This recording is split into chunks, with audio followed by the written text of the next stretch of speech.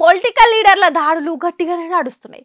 మొన్న కవిత మీద తప్పుగా మాట్లాడినందుకు తీన్మార్ మల్లన్న మీద దాడి చేశారు కదా జాగృతి కార్యకర్తలు. ఇప్పుడు ఇక పాడి కౌశిక్ రెడ్డి మీద దాడికి దిగిరు కాంగ్రెస్ కార్యకర్తలు. మరి ఏమిటికొచ్చిన పంచాయతీ అంటే శుక్రవారం నాడు బీఆర్ఎస్ భవన్లో పెట్టిన ప్రెస్ మీట్ల ఎమ్మెల్యే కౌశిక్ రెడ్డి ముఖ్యమంత్రి రేవంత్ రెడ్డి మీద ఫోన్ ట్యాపింగ్ గురించి మాట్లాడుకుంటా గట్టిగానే ఆర్చుకుండు కదా. అయితే అట్లెట్లా మా సీఎం మీదకే మాట్లాడతాడు, ఎన్ని గుండెలైనకు అని కాంగ్రెస్ వాళ్ళు దాడికి సిద్ధమయ్యారు.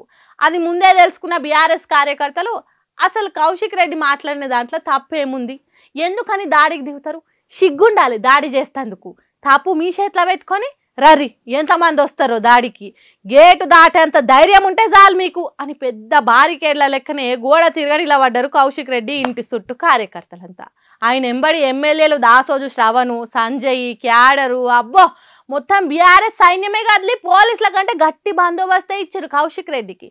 అటు ఆ ముచ్చట తెలుసుకున్న కాంగ్రెస్ వాళ్ళు అంతమందిలో పోతే మన పని ఒక్క దెబ్బతోనే అవుట్ అనుకొని భయపడి వెనకకు మారిపోయారట. ఈడ అస్సలు ముచ్చట ఏంటంటే హోంశాఖ మన సీఎం తానే ఉంది, దాడి జరుగుతుందని ముందే తెలుసు, అయినా కూడా ఆపలేదంటే అర్థం చేసుకోరు ఇక సర్కార్ దాడులకు ఎంత సపోర్ట్ ఇస్తుందో. ఆడ పబ్లిక్ ఇచ్చిన హామీలు అట్ట మీద పెట్టి ఇటు దాడులు అనుకుంటా కాలం గడుపుతారు. ఇసోంటి సర్కార్ని మనమే గెలిపించుకున్నందుకు తోట పెట్టుకున్నానికి తీట తప్పది అన్నట్టే అయిపోయాయి కదా కథ అని గుస్సాయితురట. పాలిటిక్స్కు అంచున నిత్తెగాని పెట్టే జనాలు.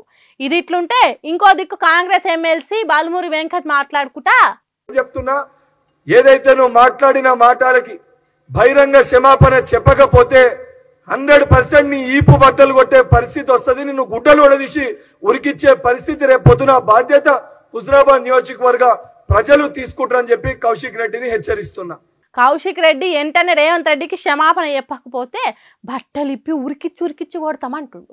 మరి దీని మీద బీఆర్ఎస్ వాళ్ళు మళ్ళీ ఎసోంటి రిప్లై ఇస్తారో అనేది పెద్ద సస్పెన్సే. ఇప్పుడు ఈ ఫోన్ ట్యాపింగ్ ముచ్చట ఇంకెంత దూరం సాగుతుందో ఏమో.